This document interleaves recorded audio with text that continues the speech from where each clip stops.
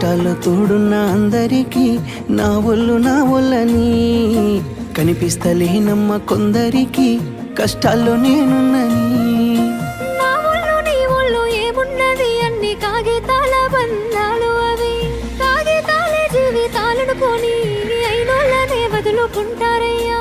బాగుంటే 10 మంది వస్తారయ్యో చుట్టాలై మన ఇంటికి, లేకుంటే వదిలేసి పోతారయ్యో అయినోళ్ళే ముమ్మాటికి.